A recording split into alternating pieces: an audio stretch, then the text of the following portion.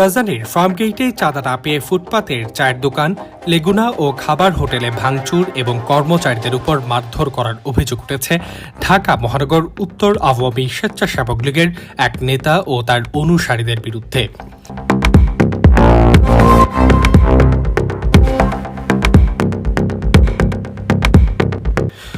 গত রবিবার ৭ জুলাই সকাল ৬:৩০টায় ফার্মগেইটের ইন্দিরা রোডের টি&টি মাঠ সংলগ্ন এলাকায় এই ঘটনা ঘটে।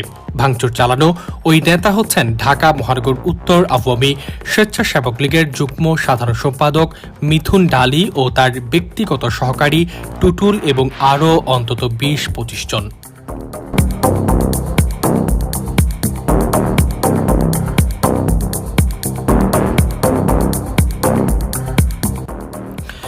প্রত্যক্ষদর্শী কয়েকজনের সাথে কথা হলে তারা জানান, রবিবার ৬টার দিকে মিথুন ডালির নেতৃত্বে কয়েকজন এসে প্রথমে চায়ের দোকানগুলোতে চাঁদা দাবি করেন। চাঁদা দিতে অস্বীকৃতি জানানোই দোকান ভাঙচুর এবং দোকানিকে মারধর করে অকথ্য ভাষায় গালাগাল করেন। এরপর পার্শ্ববর্তী খাবার হোটেলে চাঁদা দাবি করে এবং না পেয়ে হোটেল কর্মচারীদের মারধর করে হোটেল বন্ধ করে ইন্দিরা রোডের দিকে চলে যান।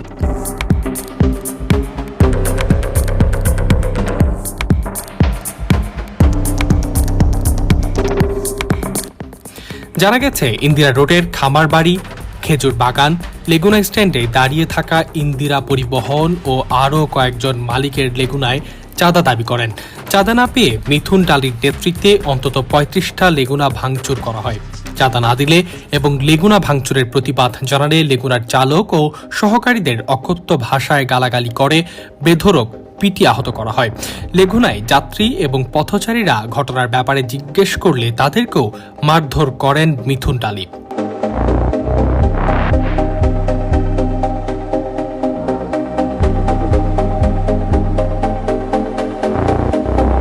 এর কিছু সময়ের মধ্যে মারধরের শিকার চা দোকানি, হোটেল কর্মচারী, লেগুনা চালক এবং যাত্রীরা মিলে সংঘবদ্ধ হয়ে মিথুন ডালিকে ঘরোয়া হোটেলের সামনে ময়লার ডাস্টবিনের পাশের রাস্তায় গণধোলাই দেন। পরে নিজের ব্যক্তিগত ব্যবহৃত গাড়ি তার অনুসারীদের দিয়ে ভাঙচুর করে তা রাজনৈতিক ইস্যু তৈরি করার চেষ্টা করে প্রতিপক্ষকে ফাঁসাতে চান।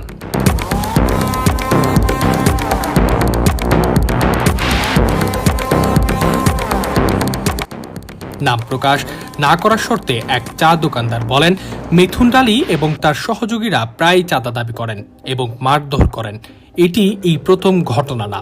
আমরা এই ঘটনার সুষ্ঠু বিচার চাই এবং আমাদের দোকান ভাঙচুর করায় তা মেরামতের জন্য ক্ষতিপূরণ চাই।